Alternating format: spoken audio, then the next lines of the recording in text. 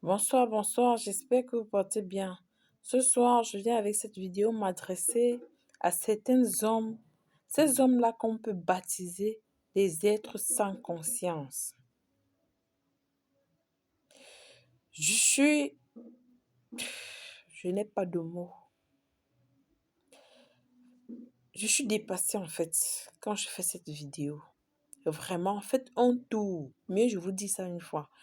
Faites un tour dans les hôpitaux, surtout à la pédiatrie. Oui. Dans les pédiatries, faites un tour et revenez, on en parle. Mes chers frères, faites très attention.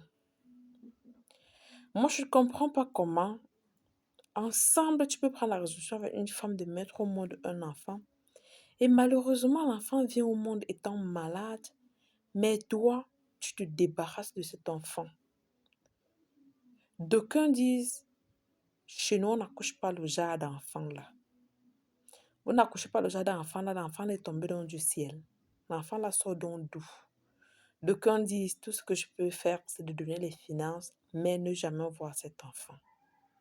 Maman. Et d'aucuns alors, je n'ai rien, ce n'est pas mon enfant.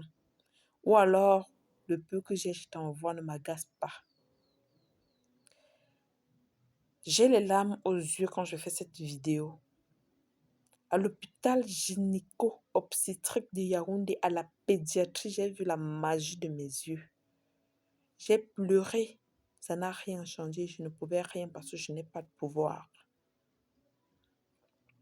Une maman qui avait le bébé malade en main.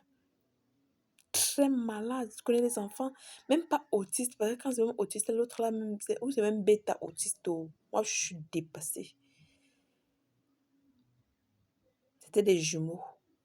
L'autre en main malade, terriblement. Ce n'est même plus la maladie. Et l'autre qui marchait déjà. Donc, vous pouvez imaginer la souffrance depuis 3 ans. Les enfants âgés de 3 ans, les jumeaux. L'autre seul, il marche. L'autre en main comme ça. Elle appelle le père des enfants. Le père des enfants lui dit, mais arrête de m'appeler. Qu'est-ce qu'il y a que chaque jour, l'argent, l'argent? Il dit, mais est-ce que ça dépend de moi? Est-ce que je prends cet argent pour manger? Elle a fondu en larmes.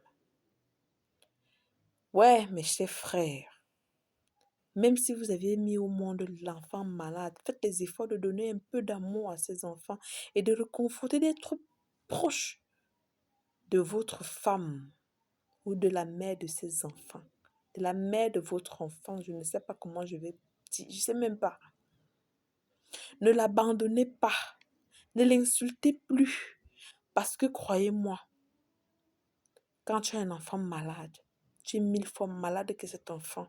C'est pour ça qu'on a coutume de dire, le garde malade est 1000 fois malade que le malade.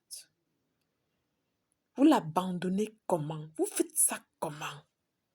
Entre-temps, vous l'insultez, vous l'arrosez des injures.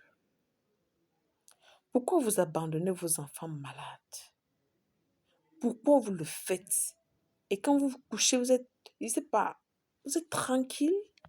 Pardon, mes frères et sœurs, faites un tour dans les pédiatries. Je dis, à l'hôpital gynéco-obstétrique, j'ai vu la magie. Mes frères, pardon. Une femme ne peut pas choisir de mettre au monde un enfant malade. C'est stressant. Ça fait mal. Je sais pas parfois, je sais même pas. Oh Seigneur Jésus, je n'ai pas de mots. Mes chers frères, pardon, changer un peu de comportement. Quand la situation, on dit chacun doit porter sa croix. Quand il y a une situation, on se serre les coudes. Ça ne dépend pas d'une seule personne. Je suis à bon entendeur. Salut maman. Je suis terrifiée. Disons.